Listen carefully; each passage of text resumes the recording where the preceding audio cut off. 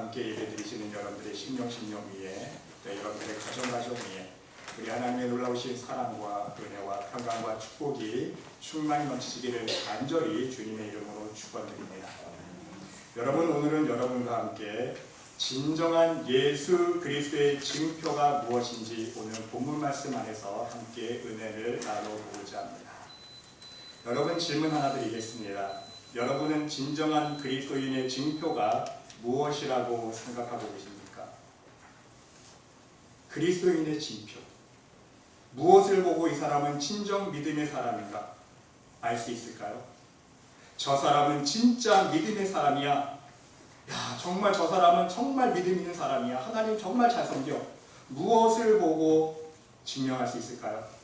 여러분, 우리는요, 하나님 보시기에 또한 사람 보기에 우리의 믿음이 증명될 수 있어야 됩니다. 어떤 사람은요, 사람 보기에는 믿음 없는 사람처럼 보여요. 그런데 하나님 보시기에는 믿음이 있는 사람이 있습니다.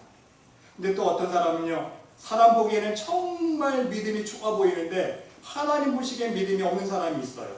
이해가 되세요, 여러분? 하나님 보시는 관점과 인간이 생각하는 관점이 틀리다는 거예요. 중요한 것은요, 우리가 진정 믿음의 사람이라면 하나님 보시기에도 우리의 믿음이 인정되어지는 그러한 믿음이 될 수 있어야 되고, 사람 보기에도 우리의 믿음이 정말 내가 너를 보니까 너의 믿음은 진짜 믿음이구나, 가짜 믿음이 아니구나 인정받을 수 있는 증거가 있어야 된다는 말씀인 것입니다. 여러분, 대체로 율법주의자들은요, 하나님의 백성의 증표가 할례라고 생각합니다. 제가 부연 설명은 안 드리고 핵심만 말씀드립니다.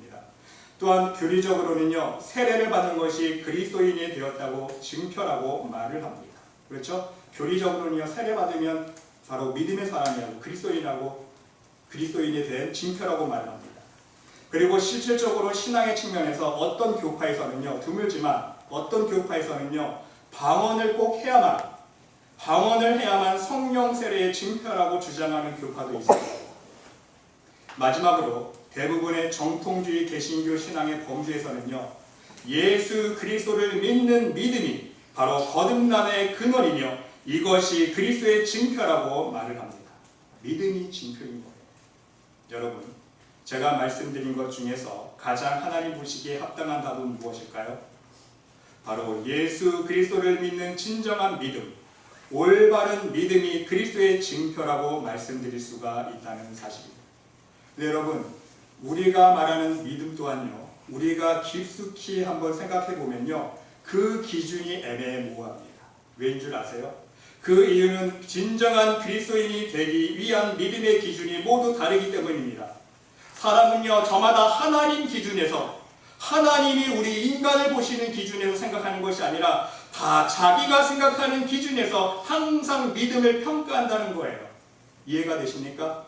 주일 성수만 잘 지키면 믿음이 좋다고 말할 수 있는 것인가? 새벽 기도에 안 빠지고 열심히 새벽 기도하면 믿음이 좋다고 말할 수 있는 것인가? 많은 것 드리고 많은 예물을 드리고 많은 시간으로 봉사하면 그것이 하나님께 정말 인정받는 믿음이라고 말할 수 있는 것인가? 예수님을 구주로 고백하는 입술 또한요, 예수님이 말씀하신 단어 표현 그대로 입술로만 주여 주여 하는 믿음이 진짜 믿음의 고백인지, 아니면 진정 마음의 고백으로 하는 믿음이 진짜 믿음의 고백인지, 그렇다면 그 마음의 고백 또한 그 마음의 고백을 무엇으로 증명할 수 있는지 우리는 하나님의 입장에서 한번 생각해 볼 수 있어야 한다는 말씀인 것입니다. 가장 중요한 것은 무엇입니까? 중요한 것은요, 오직 하나님 보시기에 바른 믿음이 무엇인지 그 진정한 믿음의 기준을 우리는 깨달을 수 있어야 한다는 사실입니다. 사랑하는 성도 여러분, 그러면 이 문제를 어떻게 해결할 수 있겠습니까? 저는 오늘 하나님께서 주신 말씀 안에서 진정한 믿음의 기준, 진정한 그리스도인이 되기 위한 증표가 무엇인지 깨달을 수 있음을 고백해 봅니다. 그 답이 무엇입니까? 바로 예수 그리스도의 흔적이라는 사실. 아멘? 예수님의 흔적이에요. 다른 게 아닙니다. 오늘 본문 말씀 17절 말씀 다시 한번 보세요. 이후로는 누구든지 나를 괴롭게 하지 말라. 내가 내 몸에 예수의 흔적을 지니고 있노라. 여러분, 지금 사도 바울이 무엇 때문에 이 말을 고백하고 있습니까? 갈라디아서 맨 마지막에 결론을 내리면서 그 이유는요, 바울이 복음을 증거해서 그리스도인이 되었던 유대인들 중에 몇 사람이 믿음을 저버리고 다시 율법주의로 돌아가 버렸습니다. 그리고 그러한 사람들이 바울의 사도권까지 부정하면서 바울을 맹비난합니다. 바울을 쫓아다니면서 욕하고 돌아다니며 비난합니다. 그리고 할례만이 하나님의 백성의 징표임을 주장하면서 많은 그리스도인들을 시험들게 했습니다. 이러한 비난과 신앙의 문제들로 인해서 바울은 많은 괴롭힘을 받고 있는 상황이라는 말씀인 것입니다. 바로 이러한 문제에 대한 해답으로서 바울은요, 갈라디아서 1장 1절 말씀을 시작하면서 사람들에게서 난 것도 아니요 사람으로 말미암은 것도 아니요 오직 예수 그리스도와 그를 죽인 자 가운데서 살리신 하나님 아버지로 말미암아 사도된 바울은 자기가 하나님의 종으로 부름받고 하나님의 사도로서 역할을 감당한다는 것은요, 내가 하고 싶어서 하는 게 아니라는 거예요. 내가 잘나서 한다는 게 아니에요. 내가 믿음이 좋아서 하는 게 아니라는 거예요. 오직 누가 부르신 거예요? 하나님께서 부르시고 하나님께서 지혜 주시고 하나님께서 능력 주셨다는 거예요. 할렐루야. 하나님이 사도권을 주신 거예요. 이러한 고백을 하면서 자신의 사도됨을, 하나님의 종됨을 선언하고 있는 것을 우리는 알 수 있습니다. 그러니 더 이상 나를 괴롭게 하지 말라는 거예요. 나는 예수의 흔적을 가진 사람이다. 하나님의 지혜와 능력과 표적과 기적을 내가 행하지 않았느냐? 그러니 할례 받는 것이 하나님의 백성이 되는 징표가 아니라는 거예요. 할례를 받는 것이나 무할례는 아무 의미가 없다는 거예요. 그러니 할례를 자랑하지 말아라. 나는 할례보다 더 값진 징표인 십자가가 있다. 그러므로 오직 내가 자랑할 수 있는 것은 예수 그리스도의 십자가뿐이다. 내가 전하는 복음은 할례도 아니고 율법의 행위도 아니다. 내가 전하는 복음은 예수 그리스도의 십자가뿐이다. 바로 이것을 말씀하고 있다는 사실입니다. 그래서 14절 말씀해 보니까 그러나 내게는 우리 주 예수 그리스도의 십자가 외에는 결코 자랑할 것이 없으니 너희들은 할례 받은 것으로 자랑하지 아무것도 아니야. 진정 예수 그리스도의 십자가의 보혈의 은혜가 없다면 우리가 하나님 자녀 백성 될 수가 없는 상황인데, 할례가 중요한 것이 아니라 오직 십자가만이 중요하다는 것을 말씀하고 있다는 사실. 그리고 나서 가장 중요한 결론을 내리고 있습니다. 바울의 사도권을 인정하지 않는 사람들에게 바로 자기 자신이 가장 중요한 징표를 가지고 있음을 선포하는 거예요. 그것이 바로 예수의 흔적이라는 사실입니다. 그래서 이후로는 누구든지 나를 괴롭게 하지 말라는 거예요. 왜? 나는 내가 인간적으로 보여주는 그런 징표가 아니라 하나님께서 주신 징표가 있다는 거예요. 바로 예수의 흔적을 내가 내 몸에 지니고 있다 고백하고 있지 않습니까? 네, 여러분, 바울이 지닌 예수의 흔적은요, 바울의 고백처럼 몸에만 있지 않음을 알 수 있어요. 세 가지 차원의 흔적이 있음을 우리는 깨달을 수 있어야 됩니다. 첫 번째는요, 육체적인 흔적입니다. 복음을 증거하면서 받은 육체의 아픔과 상처입니다. 복음을 증거할 때에 바울을 죽이려는 사람들에게 얼마나 많은 고난과 핍박을 받았습니까? 돌에 맞아 죽을 뻔했습니다. 태장으로 3번 맞았습니다. 40에 하나 감한 매를 5번이나 맞았습니다. 강의 위험과 사막의 위험과 온갖 어려운 상황 속에서 육체적인 어려움과 상처의 흔적이 바울의 몸에 남아있었다는 거예요. 여러분 상상해 보세요. 온몸에 성한 데가 없어요. 지금 다 상처투성이에요. 여러분, 돌을 던졌는데 요만한 자갈꽃 같은 거 던졌을게요. 주먹만한 돌들 던지는 거 아니에요? 사람 맞아 죽으려고 던지는 거예요. 그러면 주먹만한 돌들이 날아오는데 여러분, 머리가 깨지고 이가 깨지고 코가 뼈가 깨지고, 한번 상상해 보세요. 온몸에 성한 데가 남아있겠습니까? 그러한 아픔, 육체적인 아픔을 겪고 있는 거예요. 그런 흔적이 있는 거예요. 두 번째는 마음의 흔적입니다. 이것은 마음속에 항상 성도들에 대한 근심과 염려의 흔적이라는 사실입니다. 유대인 그리스도인들이 다시 율법주의로 돌아가지는 않을까? 이단과 영지주의에 사람들이 빠져서 시험 들지는 않을까? 특히 신앙적인 문제로 분쟁이 많았던 고린도 교회를 보면서, 여러분 고린도 교회 얼마나 분쟁이 많았습니까? 그 고린도 교회의 성도들을 바라보면서 늘 근심이 가지지 않았던 바울의 쓰라린 마음을 우리는 이해할 수 있어야 한다는 말씀인 것입니다. 마음 편할 날이 없어요. 성도들을 생각하면. 왜? 이 가정 생각하면 이 문제 있고 저 가정 생각하면 저 문제 있고 그것이 목회자의 마음이 그런 거예요.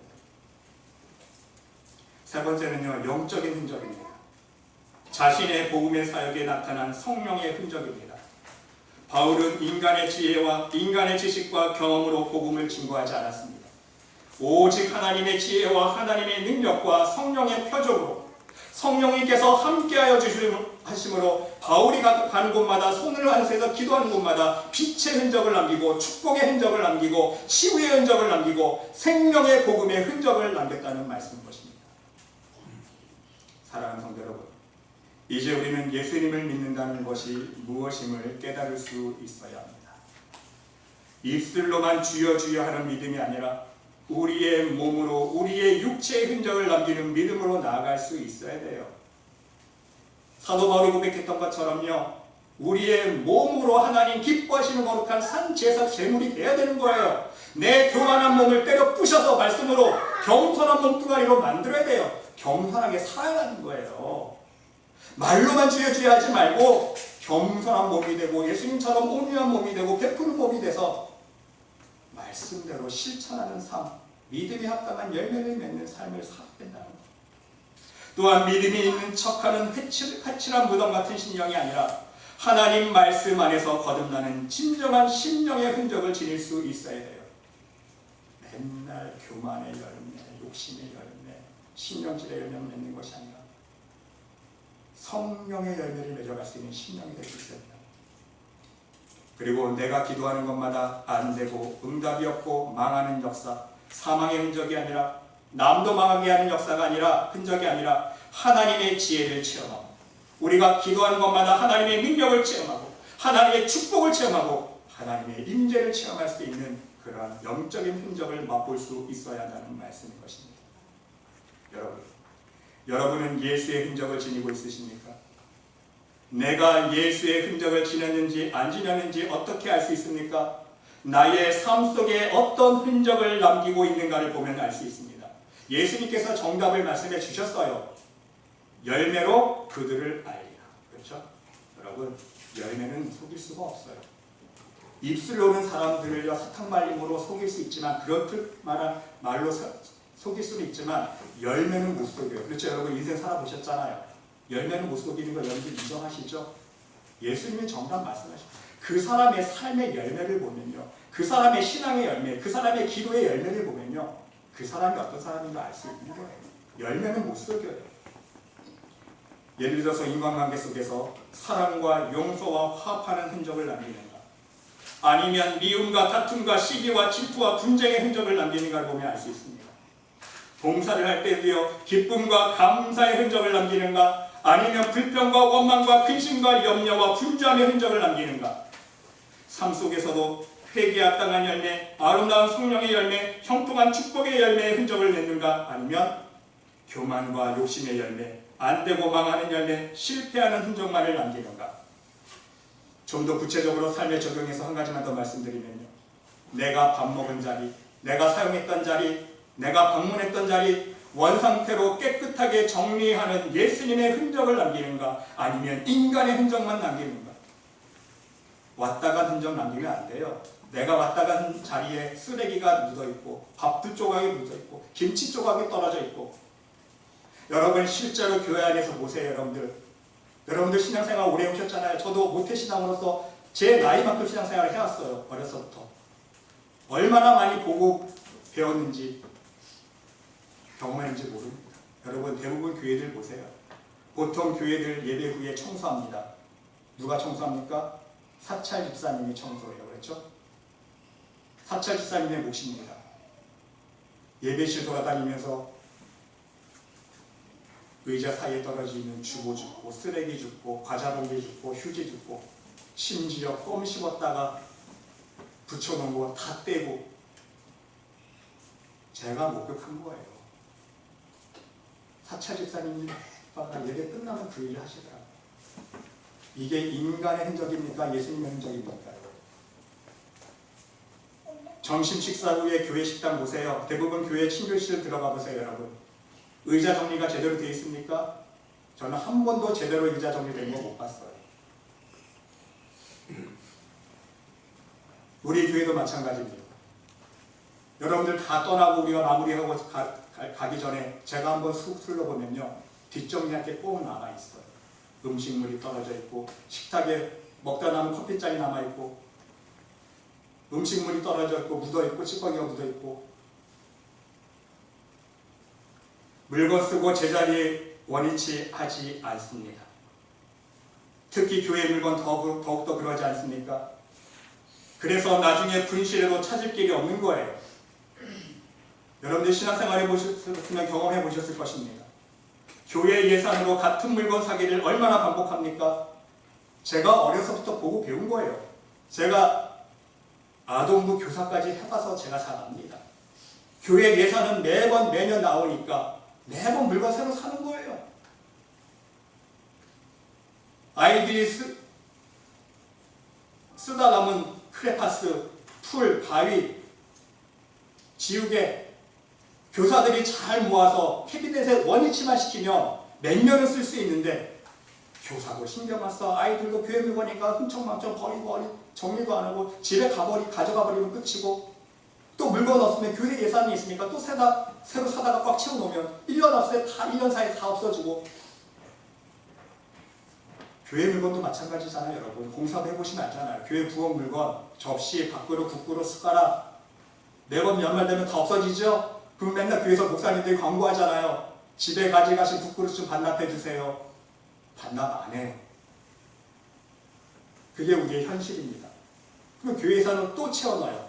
또 삽니다. 여러분, 일할 때도 성령으로 시작했다가 육체로 마치는 경우가 얼마나 허다합니까? 제가 존경하는 한국에 목회하시는 선배 목사님 교회가 있습니다. 그 교회도 그 목사님이 솔선수범해서 그 버릇들을 고치셨어요. 어떻게 하냐면, 교회 차량 사용 후에 뒷정리를 사람들이 안 하는 거예요, 성도들이. 여러분, 교회 차량에서 어디 갔다 오면 더럽혀져 있잖아요, 차라리. 사람들이 먹다 남은 과자 부서리, 캔 놔두고, 또 흙이 다 묻어있고. 교회 차량을 정리할 생각 안 하고 청소할 생각 안 하니까 목사님이 매번 묵묵히 그냥 청소하시는 거예요, 교회 차량. 세차도 하시고, 다 먼지 털어내시고. 성도들이 보고 배우는 거예요. 모래 바닷가에 수련회 가면요, 차량 탑승하기 전에 다 훈련시켜요. 다 모래 털고 타세요. 여러분들 기약하면 장로님 차 빌려 대전에서 우리 갔다 온 건데 나중에 장로님이 다 청소해야 되는 거 아닙니까? 올라타기 전에 다 모래 털고 태우는 걸 훈련시킵니다. 심지어요, 초등학교 운동장을 빌려서 체육대회를 합니다, 교회에서. 여름에 체육대회를 하면서 수박을 쪼개 먹잖아요. 그럼 성도들이 씨앗 어떻게 뱉습니까? 수박 먹으면서 씨는 그냥 무의식적으로 그냥 다 뱉잖아요, 운동장에다가. 그렇죠? 운동회 체육대회 끝나고 목사님 광고합니다. 여러분, 여러분들이 뱉어놓은 까만 것들 보이시죠? 다 주웁시다. 목사님이 죽기 시작해요. 왜 주는 줄 아세요? 모 교회에서 그 운동장 빌린 거 교장 선생님이 아시는데, 그 다음날 되면 아이들이 와서 또 그 운동장을 사용할 텐데, 수박씨가 다 깔려 있으면 운동장에 누구 욕먹는 겁니까? 하나님 욕먹는 거 아니에요? 사람이 욕먹고 교회가 욕먹는 걸 끝나면요, 그나마 감사할 텐데, 더 중요한 것은요, 마음 아픈 것은요, 우리 하나님 욕먹는 거예요. 거기에 하나님 믿지 않는 사람이 한 사람도 있다면 교사 중에, 그런 사람들이 보면서 뭐하게? 역시 교회 다니는 사람들은 안 돼. 뒷정리 할 줄 모르는 거예요. 그 후로는요, 모든 성도들이 뒷정리하는 것에 철저하게 실천하는 모습으로 바뀌었다고 합니다. 교회 물건 쓰고 아껴 쓰고 나면 항상 새 물건처럼 청소하고 제자리에 원위치 하는 모습으로 바뀌었다고 합니다. 사랑하는 성도 여러분, 솔직히 우리는 우리의 손과 발이 닿는 곳마다 예수의 흔적을 남기는 것이 아니라 사람의 흔적을 남기는 것이 사실입니다. 여러분의 삶의 모습을 한번 되돌아볼 수 있으시기를 바랍니다. 그러게 오늘은요, 여러분에게 우리의 신앙생활의 습관을 고치며 실천해야 할 몇 가지 말씀을 드리고자 합니다. 저도 못하는 거예요. 저도 못하지만 우리 함께 회개하는 마음으로 우리 함께 노력했으면 좋겠어요. 첫 번째는요, 우리 뒷정리를 깨끗이 하는 습관을 가질 수 있으시기를 바랍니다. 우리가 예배드렸던 자리, 우리가 밥 먹었던 자리, 우리가 앉았던 자리, 절대로 사람의 흔적을 남기지 않기를 바랍니다. 누가 왔다 갔는지 모를 정도로 사람이 지켜보고 있다고 실천하는 것이 아니라 하나님의 눈이 지금 나를 지켜보고 있다는 그 마음으로 여러분 실천할 수 있으시기 바랍니다. 그러한 인식을 할 수 있어야 돼요. 하나님의 눈이 지금 나를 지켜보고 있구나. 하나님이 지켜보고 계시기 때문에 더욱 두렵고 떨리는 마음의 자세로 우리가 실천해 나갈 수 있어야 한다는 말씀인 것입니다. 또한 여러분, 우리가 식사할 때도요, 음식 자기가 먹을 만큼만 가져올 수 있으시기를 바랍니다. 우리 교회 항상 음식 차리는 뷔페식으로 우리가 풍성하게 차리지 않습니까? 어떨 때 보면요, 욕심으로 너무 많이 가져와서 우리가 버릴 때가 있어요. 그렇죠? 여러분, 음식을 함부로 버리고 남기는 것도요, 사람의 흔적이에요. 인간의 흔적이라는 사실입니다. 예수님께서 뭐라고 가르쳐 주셨습니까? 예수님께서는요, 여러분, 오병이어의 기적을 행하신 후에, 제가 한번 말씀드렸잖아요. 본전을 꼭꼭 뽑은 후에 보리떡 5개와 물고기 2마리로 5,000명이 먹고 나왔잖아요. 그러면 본전 꼭꼭 뽑았는데 예수님이 남은 거 신경 안 쓰셨어요? 버려라 말씀하셨습니까? 그게 아니잖아요. 저희가 배부른 후에 예수께서 제자들에게 이르시되 남은 조각을 거두고 버리는 것이 없게 하라. 예수님께서 가르쳐 주신 거예요. 음식도 내가 먹을 만큼만 가져와서 다 소화를 할 수 있는 거예요. 그게 바로 예수님의 흔적을 실천하는 모습이라는 말씀입니다. 가족끼리도 먹을 수 있는 음식량을 잘 조절할 수 있으시기를 바랍니다. 음식 만들어 놓고 쓰레기통으로 들어가는 음식 얼마나 많이 있습니까? 여러분 솔직히 살림해 보신 분들은 인정하실 거예요. 시장 봐놓고 쓰지 않고 버려지는 음식 재료들이 얼마나 많이 있습니까? 그렇죠? 여러분 오늘 집에 가셔서 냉장고, 아니 특히 냉동고 한번 열어보세요. 안 먹고 버려야 될 것이 한 절반은 나올 것입니다. 그렇죠? 몇 개월, 1년 지난 거 다 싸다 먹지도 않으면서. 그리고 여러분, 교회 물건이나 용품 쓸 때에 정말 내 물건처럼 아껴 쓸 수 있으시기를 바랍니다. 그것을 초월할 수 있어야 돼. 사실 내 물건처럼 아껴 쓰는 걸 초월해서, 왜? 하나님의 물건처럼 소중히 다룰 수 있어야 돼요. 하나님의 물건은요, 내 물건처럼 더 소중하고 아껴 쓸 수 있어야 돼요. 왜입니까 여러분? 특히 교회 물건은요, 하나님께 드려진 예물로 구입한 물건들 아닙니까? 모든 성도들이 안 먹고 안 쓴 예물로 드린 거예요. 1분 1센트 모두 여러분들이 성도들의 피와 땀이 흘려있는 예물이라는 거예요. 그 예물로 구입한 물건들입니다. 하나님의 물건이기 때문에 더 우리가 신경 쓸 수 있어야 된다는 말씀인 거예요. 내 물건 이상으로 아껴 쓰고 소중하게 생각할 수 있어야 한다는 말씀인 것입니다. 그리고 더 나아가서 교회에 처음 왔던 그대로 돌아갈 수 있는 교회 생활 습관을 우리가 가질 수 있으시길 바랍니다. 지금은 우리가 교회 렌트에서 사용하고 있지만, 청소해주는 사람이 있지만, 청소해주는 사람이 있다고 우리가 엉망진창하면 안 되는 거예요. 우리가 예수의 흔적을 남길 수 있어야 돼요. 지금 우리가 렌트에서 쓰지만 이제 우리가 교회가 부흥해서 우리가 자체 건물이 생기면요, 성장이 생기면 우리가 더욱 이러한 생각을 할 수 있어야 된다는 말씀인 거예요. 여러분 한번 생각해 보세요. 보통 아파트 클럽하우스 빌렸으려면 몇백 불 디파짓 합니다. 사람들이 그 디파짓 한 돈 몇백 불 그대로 안 깎이고 다 돌려받기 위해서, 청소비 제외시키지 않기 위해서 얼마나 뒷정이 깨끗하게 합니까? 그렇죠? 그 몇백 불 돌려받으려고. 마찬가지예요. 하나님의 집은요, 우리가 예배드린 장소는요, 바로 하나님께서 임재하시는 곳이기 때문에 우리가 더욱더 예수의 흔적만 남기고 돌아갈 수 있어야 돼요. 그리고 더 나아가서 이것이 우리의 삶 속에 적용될 수 있어야 됩니다. 우리가 호텔에 가든지 어떤 콘도에 놀러 갔든지 호텔을 사용할 때도요, 바로 이러한 마음의 자세로 생활할 수 있어야 돼요. 여러분, 우리가 호텔에 가면 어떻게 합니까? 호텔 우리가 체크아웃하면 나중에 다 청소할 텐데 엉망진창으로 하고 나온 게 우리의 모습 아닙니까? 그러나 여러분, 바로 그것이 사람의 흔적이라는 거예요. 이러한 모습 또한 우리가 고쳐나갈 수 있어야 한다는 말씀입니다. 제가 한국에서요, 청년부 사역할 때 청년부를 데리고 한번 콜로로 수련을 간 적이 있습니다. 그때 마지막 해외 예배를 다 드리고 청년들에게 제가 권면을 하면서 가르쳤습니다.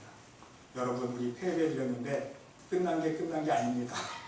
우리 같이 여자방 남자방 집 4개씩 썼는데 이제 이 집 들어가서 여러분들이 썼던 방 원래 원상태 돌려놓으시기 바랍니다. 이불도 원래 상태로 다 접어놓고 화장실도 다 깨끗이 청소하고 머리카락 하나 남김없이 쓰레기통 다 비우고. 왜 그러한 훈련을 시켰습니까? 그 콘도의 메토실에 어느 교회 청년부에서 수련해 왔던 거 다 사람들이 알고 있는데 우리가 엉망진창으로 해놓고 돌아간다면 누구 욕먹는 것입니까? 하나님 욕먹는 거예요. 그런데 우리가 정말 예수의 흔적을 남기면 깨끗이 정리정돈 해놓고 청소까지 다 해주고 청소할 것도 없이 거기다 팁까지 딱 얹어놓고 오면 얼마나 칭찬하겠습니까? 여러분, 그렇지 않겠어요? 덕이 되는 거예요. 그것이 바로 복음 증거라는 거예요. 전도가 따로 아니에요. 말로 전도 안 해도요, 이렇게 예수의 흔적을 남기면요, 그것이 전도되는 거예요. 청소하러 온 사람이 보면서, 야, 여기 무슨 교회 청년부에서 수련회 왔었는데 손 댈 게 없네. 이불만 그냥 커버만 다시 씌우고 빨면 되겠네. 뭔가 다르긴 다르구나, 예수 믿는 사람들은. 이게 바로 예수의 흔적이라는 거예요. 사랑하는 성도 여러분, 여러분의 교회 생활, 신앙 생활, 학교 생활, 직장 생활, 가정 생활 속에서 여러분이 가는 곳곳마다 만나는 사람들마다 바로 예수님의 흔적만을 남길 수 있는 여러분 모두가 될 수 있으시기를 간절히 주님의 이름으로 기도드립니다. 그리고 더 중요한 것이 한 가지 사실이 있습니다. 더 중요한 것이 무엇이냐면 하나님을 믿는 믿음 안에서 바로 우리가 이런 훈련이 되어지면요, 더욱더 깊은 차원의 영적인 흔적이 변화될 수 있다는 사실이에요. 무슨 의미인지 아십니까? 눈에 보이는 예수의 흔적은요, 1차원적인 흔적입니다. 하지만 눈에 보이지 않는 2차원적인 예수의 흔적이 있다는 말씀인 거예요. 아무리 깨끗이 청소하고 뒷정리를 해도, 마무리를 깨끗이 해도요, 우리의 영적인 흔적이 남을 수 있다는 말씀인 것입니다. 어떤 사람은요, 눈에 보이기에 깨끗이 청소했는데 겉으로는 깨끗이 청소했어요. 하지만 영적으로 교만의 흔적을 남기는 사람이 있습니다. 겉으로는 깨끗이 청소했는데 욕심의 흔적을 남기는 사람이 있어요. 겉으로는 먼지 하나 없이 깨끗이 청소했는데 자기의 미움의 흔적을 남기고 신경질의 흔적을 남기는 사람이 있어요. 그것이 바로 문제라는 사실입니다. 음식을 만들어도요, 같은 재료로 똑같은 양념으로 만들었지만 제가 한번 설명해 드렸잖아요. 영적인 흔적이 달라요. 어떤 사람은 똑같은 재료로 음식을 만들어도요, 어떤 사람은 불평의 흔적을 남기고 음식 안에 짜증의 흔적을 남기고 미움의 흔적을 남기고 원망의 흔적을 남기고. 왜? 그런 마음으로 음식을 조물럭조물럭 했기 때문에. 그러기에 맛도 다른 거예요. 사람들은 그것을 손맛이라고 그러죠. 어떤 음식은요, 눈물이 절로 나는 음식이 있습니다. 먹어보지 않아도 딱 보기만 해도 알 수 있는 음식이 있어요. 딱 그 음식 보면요, 야, 이 음식 감사가 넘쳐서 해왔구나. 보기만 해도 알아요, 안 먹어봐도. 어떤 음식은요, 마치 예수님께서 마르다가 만든 음식을 보시면서 말씀하셨을 것 같은 미움이, 원망과 분주함과 근심과 영감이 가득한 음식이 있어요. 그 음식은요, 먹구멍으로 넘어가질 않아요. 여러분, 대부분 식당 음식은요, 욕심이 가득합니다. 이해가 되세요? 식당 음식은요, 특징이요, 욕심이 가득하고요, 짜증이 많이 섞여 있어요. 일하면서 많이 짜증내고 신경을 내고요, 피곤할 거예요. 음식이 피곤해요. 그리고 욕심이 되고 있어요. 왜?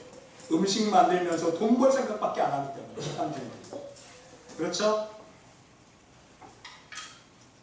그러니까 여러분, 음식점에서 아무리 값비싼 좋은 음식을 먹어도요, 집밥만치 못한 거예요. 한 사람들이 고백하잖아요. 집에서 어머니가 해주시는 밥과 김치만 놓고 먹어도요, 그래서 건강하게 살찌는 거예요. 건강해지는 거예요. 왜? 어머니가 자식들 대부분 진짜 평범한 부모라면 그 나쁜 마음으로 음식 만들겠습니까? 자식 사랑하는 마음으로 음식 만들잖아요. 그러니까 집밥이 영적으로 좋은 거예요. 여러분, 우리 교회 특히 음식 장사하시는 분들 많이 계실 텐데 오늘 말씀 묵상하시면서 예수님의 마음을 품고 손님을 대접하고 음식을 만들 수 있으시길 바랍니다. 그러면요, 소문나요. 어떤 소문 나는지 아세요? 야, 이 식당과 이 가게 이 밥 먹어보니까 집밥이야. 참 희한하네. 이 가게에서 음식 사 먹으면 취하지도 않고 소화도 잘 되고 몸도 건강해지고 참 희한하네. 단골이 되는 거예요. 할렐루야. 사람들이 느낀다니까요, 여러분. 돈 벌 생각으로 욕심으로 만들지 마시고요. 정말 우리는 예수님 믿는 사람이잖아요. 예수의 흔적을 음식에 좀 남겨보세요. 금방 소문나요. 소문 안 날 수가 없습니다. 사랑하는 성도 여러분, 우리가 진정 예수님의 흔적을 가진 참 그리스도인의 징표를 가진 사람이라면 1차원적 그리고 2차원적으로 모두 아름다운 예수의 흔적을 남길 수 있는 사람이 될 수 있어야 한다는 사실입니다. 우리 여러분 모두 눈에 보이는 부분도 깨끗이 정리하고 마무리 잘할 수 있는 사람이 될 수 있으시기를 바랍니다.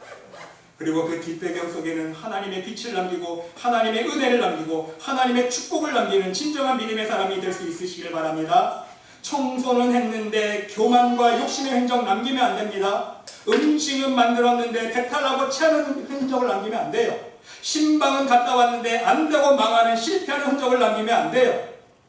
여러분, 신방 가는 목적이 무엇입니까? 그 가정에 축복을 주고 그 가정에 응답을 주고 그 가정에 은혜를 끼치기 위해서 신방 가는 건데, 여러분, 제가 지금 무슨 말인지 이해 못하시는 분도 있고 이해하시는 분도 계실 거예요.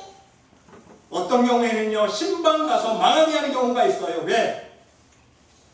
예수의 흔적을 남기는 것이 아니라 망하는 흔적, 안 되는 흔적을 남기고 있기 때문에 그 가정이 더 안 되는 거예요.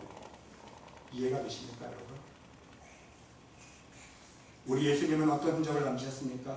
우리 예수님은요, 가는 곳마다 안수하는 사람마다 하나님의 빛을, 하나님의 은혜를, 하나님의 능력과 하나님의 축복을, 하나님 나라의 흔적만 남기셨어요. 우리 예수님은요.